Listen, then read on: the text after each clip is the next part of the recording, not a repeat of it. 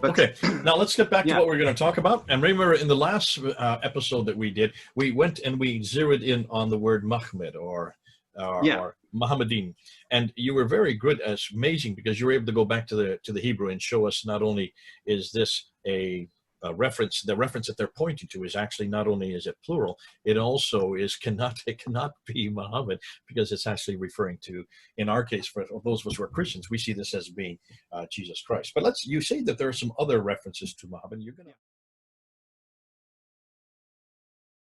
Well, actually, I went through 3 of the 4 already in the previous video. That was Mahmadim, Mahmad, as in the Hebrew point of Mahmadim, and Mahmad, the Hebrew word singular, plural and singular. Mahmadim referring to the the bridegroom of Israel. That's a Jewish reference. Mahmad referring to the temple of Israel. It's a Jewish reference. And how these two, from the third point was the Christian point of view of both of these as being Jesus Christ. These are references to Jesus Christ from the Christian point of view. And there is the 4th thing which I want to talk about is another word, Muhammad, which exists. I'll just share a screen to be able to show you this. Share screen. So here we are. This page is up now. And this, as you can see, I've got opened as JewishEncyclopedia.com, and we've got the word Muhammad there. Muhammad, can you see that? And it says more correctly Muhammad. It's pronounced Mahmad, but it's actually spelled Muhammad. I've got this picture here to just show you the difference between the spellings. Here we have, actually I've put down on references for the previous video. I didn't get around to showing. Those are the references on the side, reference John and Matthew and Mark and Matthew again and Revelations. Those are references to Jesus as the temple of God, and underneath those the references to Jesus as the groom of God. But here in the middle here I've got the word Muhammad in Arabic, and I've separated out with red lines, and I put a little arrow showing you read it this way, you read it from right to left, and I put underneath the letters MHMD so you can see them, and I've put underneath corresponding Hebrew letters MHMD, meaning treasure, delight, which is what we talked about in the previous video. And here is the word which we're talking about now, which is Muhammad, which is also pronounced Muhammad. But this is spelt without an H. It's spelled with an Ain. It's M-Ain-M-D. That would be like M-A-M-D, Muhammad. Very interesting, because this is the word that John of Damascus uses, as opposed to all the others before him who were using Muhammad. Very interesting indeed, because it's a suggestion which I have, is that that's because when John of Damascus was writing, by that time the Umayyads had suppressed Muhammad. They were not interested in Muhammad. If you look at even in the hadiths, all the later hadiths, the people who are on the Umayyad side, really, they say very nasty things about their prophet. You think, if you're going to say that about your prophet, you clearly hate him. I mean, there's no reason why you would say such horrendous things about a person unless you hated him. I think it's possible that some of those things actually came from the Umayyads, because they really hated him and they wanted to get rid of this idea, and they had their own Muhammad, which was their office. Now, Muhammad, as I'll go back to the Hebrew page there, the Jewish page. So here it is, Jewish Encyclopedia, and it's article 10,222-Mat-Ahmad. And this was a group, this is a governing body which governs the synagogue or the Jewish community in a town. So the Muhammad was a governing body with several heads in the body. And this description available on the Jewish Encyclopedia is based on the Muhammad of the London synagogue, the London Sephardic synagogue, which had, I think, 5 heads instead of 7. But that sort of corresponds to, and that's the word which is used in John of Damascus in the Greek. If you look, he doesn't use an H. It's Muhammad. So, can I jump in? When John of Damascus uses it, you get the strong impression he's talking about a person, not an office. So can you explain why he used this spelling if he was actually, seems to be talking about a person, not an office? Well, it's I think if you're not part or not in the group, you might not understand who the leader was. You might think the leader was one person rather than one group, but it's a democratic sort of group, which is the leader. It is the leader of the community. So, but it's an office. So it's referring to the office of Muhammad. Now, as I said, there can be 7 heads, or there can be 5 heads. There could be less than that. There could be 3. Maybe there was a time when it came down to mean just 1. But I think this is what it's about. This was a Jewish idea, and the Umayyads were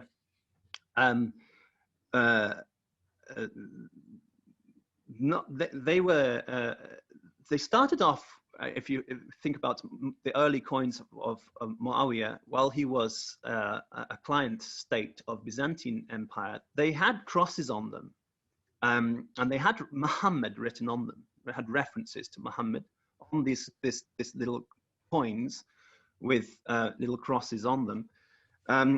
But later, Muawiyah says some very nasty things about Jesus. It's like he changes his mind, and he says, he comments, can't remember where the reference is, but there's a reference to the, if I find it, we'll put it up on a annotation. It's when he says that they are worshipping their dead God, Jesus. And it's quite a turnaround from having crosses on your coins and being a client state to Byzantium and having crosses on your inscriptions, you know, the inscriptions on the Hamat Gada baths, for example. He starts with the cross there. And then suddenly turning around later and saying, you know, this is you're worshipping a dead God, but our God is alive, for example, like this. So it's like there's a kind of a conversion of the Umayyads to Islam, or I would say a conversion away from Gnostic Muhammad, respect for the Gnostic Christian Muhammad, and instead they may have a Muhammad, which is the word which John of Damascus uses as opposed to Muhammad at that time. After all the references to Mehmet have sort of disappeared, then suddenly we have John of Damascus with Muhammad instead. So which is the office? Which is the office, which is the it's funny, the office is actually, the office was running early Islam, and that is actually Muhammad, sorry. We call it Muhammad as well. But can I just make a point here? Yes. This could possibly allow for an amalgamation of an idea of Muhammad later when they're creating a biography, where they take bits and pieces, the historical Iyas and various other people later, because if it's now viewed as an office, then it's possible to think of it as a collective rather than one individual. Yeah, and it's very much sort of replaced, but they couldn't replace and get rid of completely all these references to the sort of Gnostic Christian Muhammad. So they had to find one person to sort of fit the bill.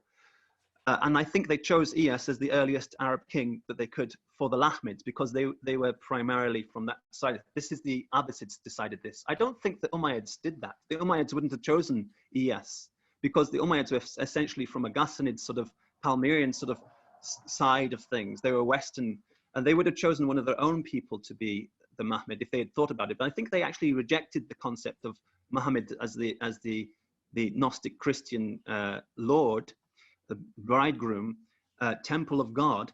They rejected this, and they went for a Muhammad as this Jewish Muhammad instead. And so, as you know, in Islam, there's a lot of things are taken from Judaism, not just the references in the Talmud, but also the practices, the way they live their lives. A lot of it is taken from Judaism. It's actually taken from Judaism. So there was a heavily amount of Judaization happening to these Gnostic Christians. And I think what happened with the Umayyads is that they became very Judaized. Now, while you can be friends with Jews as a Christian, you can be friends with Jews as a Christian. When you become a Judaizer, you really want to kind of replace Jews. You don't want to be their friends anymore. Some interesting points about the Gnostic materials which became the Quran. For example, we have this word alazina hadu, which is translated as Jews, literally means those who guide. We also have another word which was translated as Jews later, Yahud, which they translate. It's not really rational that this could mean Jew, because the word would be Yahudi, just like in Hebrew, Yahudi would be a Jew. So why did they choose Jude instead of Judean? Why did they choose Yahud instead of Yahudi to refer to Jew? And because it didn't refer to Jews, my idea is that this actually, from the Gnostic point of view, refers exactly to who Yahud is. Yahud is Judas. Jude, without the Greek suffix Judas. So to be a Yahud was to be a Judas, to be a traitor. But to be a Alazina Hadu, those who guide, this was the phrase used for Jews in the original Gnostic materials. But as the Muslims become more and more powerful, or the Arabs becoming more and more powerful and under the Umayyads, they want to replace those who guide. They don't want to have Jewish guides anymore. So they become their own Muhammad. They become their own guides. It's a kind of displacement theology. So they're stepping out of the shadows of the Jews, essentially. Yeah. And standing on their own feet. That's right. And as they step out of the shadows of you see, Gnostic Christians are very interested in Jewish Kabbalah. They're very interested in Jewish scriptures and Jewish traditions. They don't want to be Jews. They know that, for example, in Paul, it says that the Jews are the ones who have been entrusted with the oracles of God. So they want to find out what are the secrets that the Jews know. That they can understand more deep sort of spiritual Gnostic ideas about Jesus Christ and see what was he saying from a Gnostic point of view. But that's why they're called Alazina Hadu, those who guide. For example, it says, oh, you who believe, whether you are Jews or whether you're Christians or whether you are Sabians, whoever believes in Allah on the last day, they will have no fear upon them, neither shall they grieve. The phrase it uses in that verse is Alazina Hadu, those who guide. And that is translated as Jews. But when it says nasty things about Jews in the Quran, it uses the word Yahud, Judas. So that's quite an interesting difference, because they were not referring to the same thing. But under the Umayyads, they can't stop the fact that everybody knows Alazina Hadu means Jews. So they just add to that and say, but the Jews are the Judases as well, Yahud. And that's why we don't like them. So they sort of replace the Jews. So there's displacement theology. They've replaced the Jews as they're themselves instead. So they've become Judaized, as opposed to being interested in Jewish tradition. They now regard themselves as the new Jews. And that's actually a phrase which, by the way, Timothy of Baghdad uses to refer to them. He calls them the new Jews. He calls them new Jews. That's what the Muslims are. So I believe as new Jews and replacing the Jews, they would have had their own Ma'med. And that's what John of Damascus is referring to. And it's this word here, you see here, which is also Muhammad. So it's not got a scriptural basis at all. There's nothing in scripture. I have actually opened up a scriptural reference to it, if I can get there. Here, I think it is. There it is. Might it suggest that there was a community of leaders who were behind the creation of the Quran initially?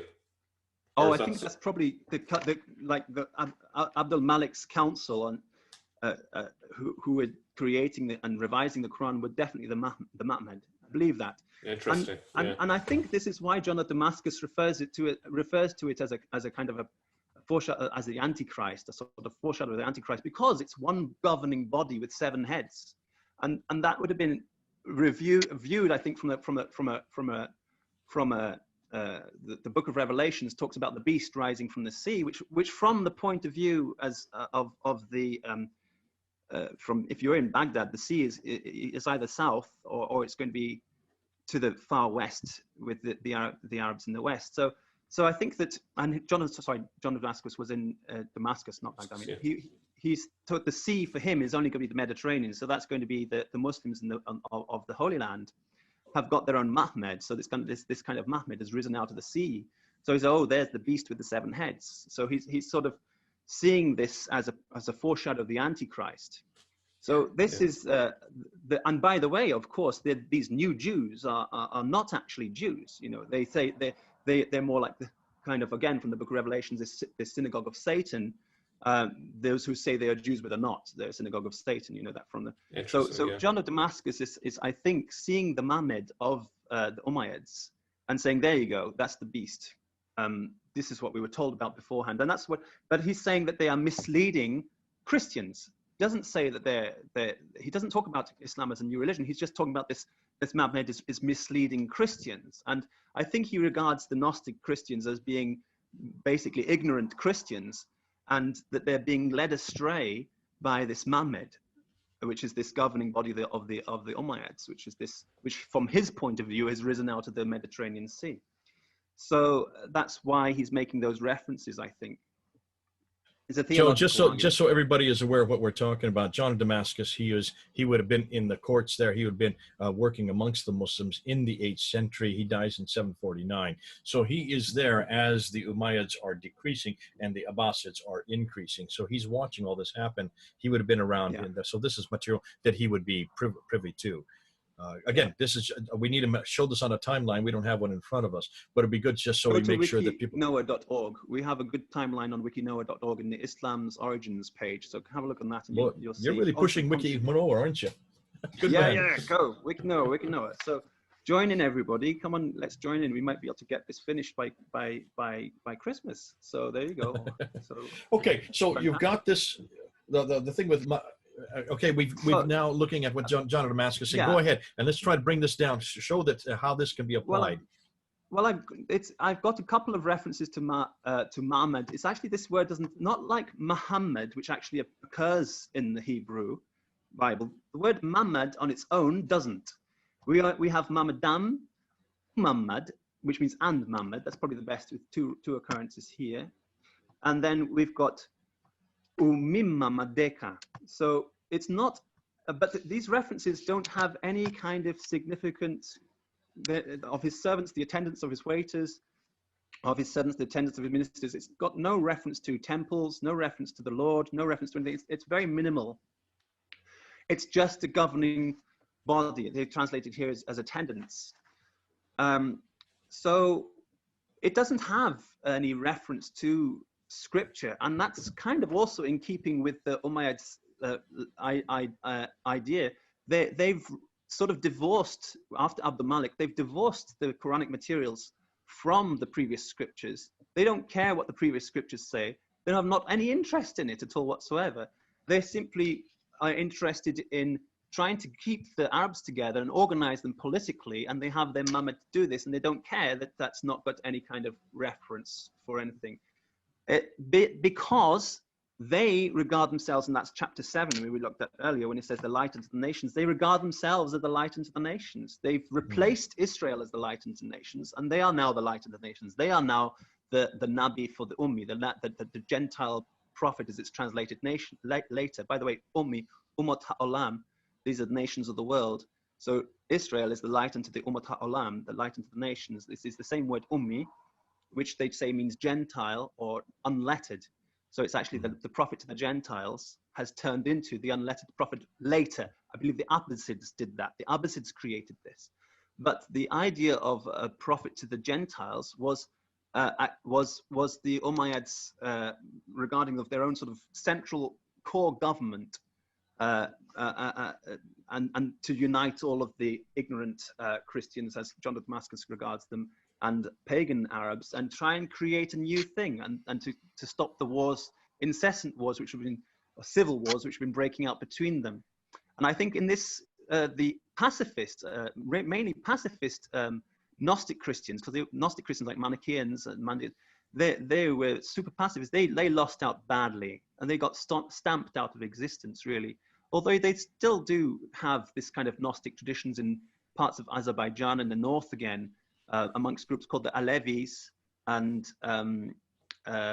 they would be like the Shiites, sort of Sufi Shiites. They're not Sufis, they're Shiites and they're Sufis at the same time. So the spiritual Shiites kind of continue this sort of tradition, where they have this trinity in spiritual Shiism. But anyway, this that's beside the point for this. This point is about how the word Muhammad can also mean a specific governing Jewish body, which I think is what John of Damascus was referring to when he talks about a pre-taste of the Antichrist.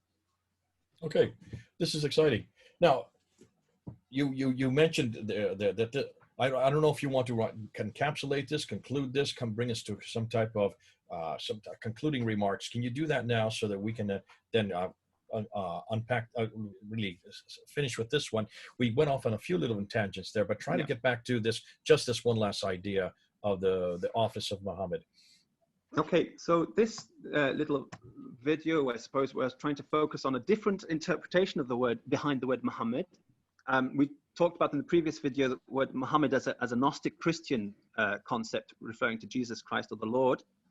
But here's another view of Muhammad being a Jewish, a governing body for a Jewish community, or, as I'm suggesting, a Judaized community, a community who believe that they're as good as Jewish, and they don't need the Jews anymore. But they are organized along similar lines that Jews are organized on, and so they have the Muhammad, which I think, and that point of my point of this point was and my suggestion is that this is what John of Damascus is talking about when he says Muhammad. Although it's translated from John of Damascus documents as Muhammad, they put an aspiration of the A. There is no H in what John of Damascus is talking about. He hasn't used, and it's not just an H. It's not an aspirated H. It should have been a Kha. It should have been the Chai, the same as Christos. So, but they haven't used that word. They just translated the word which John of Damascus uses exactly as Muhammad. And I think that's not an accident. I think that's exactly because what he's talking about is a Muhammad, which had 7 heads and was a governing body. And that's why he thought it was a pre-taste of the Antichrist. So this is another interpretation. This is not a Gnostic Christian interpretation. This is an interpretation from a Jewish point of view of how a group of Gentiles thought they were as good as better than Jews, could replace the Jews, but organized themselves along the same lines as the Jews. They were not really Jews, but they were presenting themselves as the new Jews, if you like, the new Israel, the new owners of the Holy Land. Okay. And they had an organization which was in imitation of the Jewish Muhammad. And that was sort of like the anti-Muhammad, if you like. So it was not the Jewish Muhammad. It was a fake Jewish Muhammad. So that's another interpretation. And that would be from the Umayyad side later, not the proto-Muslim Islam. This is much closer to how Islam began. And then the Abbasids then later, another 50 years, 60 years later. Unshare your screen now, and then let's so the three of us can talk. Yeah. There. Okay. Go ahead, Mel. Why don't you jump in here, and then let's bring this to a conclusion, this one to a conclusion. Yeah, so the thought that occurred to me is when the Abbasids started using hadiths to establish Islamic laws, they seem to be following the Jewish method of establishing laws which were based on case studies and applying them to stories from Muhammad's time. So I kind of see how this council could sort of be seen into the Abbasid period. I don't know, Joe, if that tallies with your understanding of it. Yeah, my idea, I believe that the Umayyads had already established this, that this was up and running in the time of the Umayyads. I think that the Abbasids, because you know that the traditional story says that the Abbasids began as a kind of what's called Mawali, this kind of opposing group to the Umayyads. But when they took power, they converted. They actually became Sunni. They adopted the Sunni religion. So I think that they adopted it again. It's politics. They just want to unite their empire. And they try to amalgamate and create. So Islam as we know it was created by the Abbasids, but the forerunner to Islam as we know it was there with the Umayyads. But the earliest proto-Islamic sort of Gnostic Christian version, that's really gone. That didn't make it into the final cut. The Abbasids took ideas from that, mixed it with the Umayyads' ideas, and created this new thing. The only people who almost preserve that are like the Alevis. You know, they still have they have a kind of a Eucharist, and they believe in a Trinity still. So they're a very secretive group, and they're extremely badly persecuted right now, this very moment in Turkey, for example.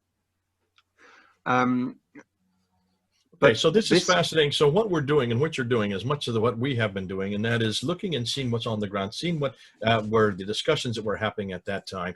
Here you have John of Damascus. He's there in Muslim courts. He's working amongst them. So he sees what's going on. He sees as this discussion is happening. He's there during the Umayyad dynasty, but he lives right up until when the Abbasids take over. And it looks like what you're saying, Joe, is that Islam as we know today is an Abbasid creation, redacted back. Yeah. and redacted back to the 7th century, which doesn't have any antecedents over there. But you're saying that this whole premise of Muhammad, or this present of this name Muhammad, could have been something that was pulled out of that and then was redefined as an office. And in this case, it was an office of group people. And I think that this is fascinating, because you're going and you're looking and you're putting what's in what we see written, and you're putting it into a historical context. You're putting it into a timeline. You're seeing how the sequence goes, and you're seeing how the political exigencies that were happening at that time also had an awful lot of impact as to how the theology would then bear out.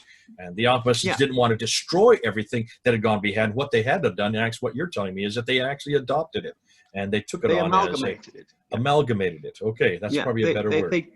They took the Gnostic Christian Muhammad and they mixed it with the Umayyad Muhammad. I mean, this is looking at the non-Muslim sources. They took what John of Damascus is referring to, and they took what, for example, Sebeos is referring to. Maybe Sebeos was referring to a Muhammad, maybe, or maybe he was referring to. I think Sebeos was referring to a Muhammad, but I think that Thomas the Presbyter is referring to Arabs of Christ. Tayyid the Mahmed, I think, means basically Arabs of Christ, Arabs of the Gnostic Christ, and they've amalgamated the Gnostic Christ with this. They've taken Mahmad and they've taken Muhammad and they've mixed the two, and they've created Muhammad as we know him. Just so people know, the historical EOS. Based on the historical. Now remember, the historical EOS is from the 7th century. So is Thomas the Presbyter. So is the Chronicles of Sebeos. These are all from the 7th century. John of Damascus would be from the 8th century. So by the time the 8th century Abbasids, they eradicate and destroy the Umayyads, that then starts to take shape, and that's now why you understand why almost all the theology starts to be introduced in the 9th and 10th century. So follow the timeline. You can see how this all fits. Just before the Abbasids take control, John of Damascus he's before they do that. He's at the last sort of vestiges of the Umayyad side. So the Abbasids are kind of after John of Damascus. Something new is happening. So this is before John of Damascus dies in 749. The Abbasids take over in 749. Right. Can I just jump in and just make a point? The Tafsirs seem to be ignorant of these meanings of Muhammad. They haven't got a clue. They're not. They're just in. I think the Abbasids really didn't care.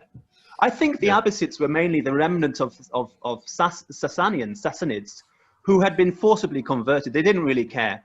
They just did what they had to unite their empire and basically re-establish some kind of Persian empire.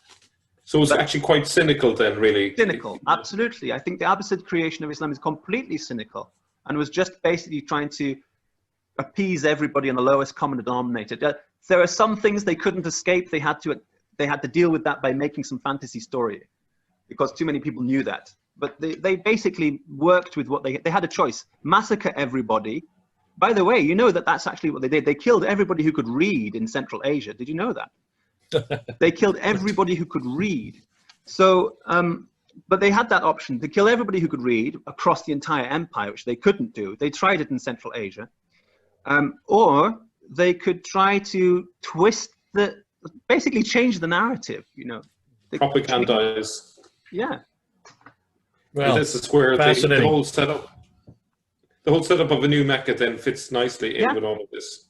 Well, now, before we go, Joe, thank you so much. You're bringing in a whole nother tangent, a whole nother criteria, a whole nother set of studies. 20 years you've been working on this. It's excellent to see where you're going with it. Mel, before we go, I want you to say something now. How do you fit this all together now, concerning the political structures that were going on up in Hira and in Kufa, and that was also happening in those centers? Remember, we're talking about, if you're talking about Kufa and Hira, you're talking about Sassanid, you're talking about Persian area. If you could just say one or two ideas that you have picked up on what Joe is saying concerning your paradigm, and concerning what you've in Marad have come up with, that all of this happens in the 8th and the 9th century, much further north. Can you then understand how then Joe's is actually amalgamating and is helping you out, coming from a whole different position? Yeah, so my sense of it is that there was a historical figure called Iyas. He was a major instigator in terms of the expansion of the Arabs into Persia and into the Byzantine areas. And then later in places like Hira and Kufa, we have the beginnings of the Quran being created, and it was in the context of the various academies. And so we can see how the Mandaics, the Gnostic Christians all got involved in this big hodgepodge and mixture. There's a lot, obviously, that Joe has shared tonight, which is new for me. So it's just going to take a bit of absorbing and trying to understand it. For me, it's a new perspective. The idea of Thomas the Presbyter may not be talking about a prophet called Muhammad. You know, when he talks about the Tayyaye of Muhammad, the idea that he might actually be referring to the Tayyaye of the Gnostic Christians. Well, this is a new one for me. So I may have to go back to the drawing board and rethink my ideas. Maybe it's possible that he's actually talking about an individual and the Gnostic Christians. Perhaps there's a double meaning there. It's hard to say, but it's a very interesting new development. So thank you, Joe. That's no problem. I mean, of course, they could have easily regarded their leader as a new Messiah. And when he failed to build the temple, rebuild the temple, that could be why they decided, why the Umayyads decided to do what they could to build the temple there, because they were planning to say that it had happened, it succeeded, because of course the Messiah has to rebuild the new temple. From the Christian point of view, Jesus Christ's body is the temple and was rebuilt on the resurrection. But from the Judaized point of view, when you've rejected the divinity of Jesus, you still need a temple. So, okay, listen, Joe, thank you so much. Mel, thank you so much for bringing Joe on board. Those of you who have been listening, let's hear exactly your response to it. You do have responses, I'm sure, but this will cause a discussion and a debate. Right at the bottom, make sure you get it out there. Joe and Mel, can you make sure you keep on top of it and try to respond as you see it? And what we'll do, Joe, what we've done in the past, and what I've done with Mel and with others, as people write and as we see good questions that are coming up, we might want to do a Q&A period where we'll bring you back again. It'll probably be in about another 2 or 3 weeks, because I know you're going to be going on vacation with your family. But when you have free time, what we'll do is we'll come and bring you back, and we'll throw these questions at you, and then we'll see how you respond to it. Because this is how we give and take, and this is how these are what I always call these white papers. We're putting them out there as white papers. Yeah. What if scenarios? And these are things that you've been working on for 20 years. Now let's get other people to listen to you. Let's get other people to hear what you're saying. Let's get other people to respond to you. Let's get other people to discuss with you and even confront you. And that's just going to help you, because it's like iron sharpening iron. And I want to thank you for coming on board. I know you're not permitted to show your face. I know it is. Thank you. You have had problems in the past because people do have found out who you are. And that's why we want to make sure that we do keep your security is important. Mel and I, nonetheless, we will continue to make this as a platform for people to bring these new ideas forward, because we really do want to know, we really do want to unpack how Islam did emerge, how it began, where did it come from? And what we're finding, as you're going to see, it's not the Islam of the traditions. This is not the Islam of the Abbasids. This is not the Islam of the 9th and 10th century, redacted back onto the 7th century. We're seeing now that we're getting an entirely different scenario. It's an exciting scenario, because this is really how it did happen from what the evidence does show. Joe, you've been a great blessing. Thanks for coming on board. Mel, thanks for you again. Thank you. And we'll probably see the two of you back in about 2 or 3 weeks. We'll come back and we'll answer your questions. And from there, we'll talk off, and probably we'll have to even rejig, as Mel is saying. He's now going to have to rethink some of his paradigm. Well, this is part of the process. We want to be able to be open to do just that. We go where the evidence leads. God bless you. It's been great being with you. This is here, Jay, Mel, and in this case, Joe. So Joe, Jay, and Mel, over and out. Bye-bye. Bye.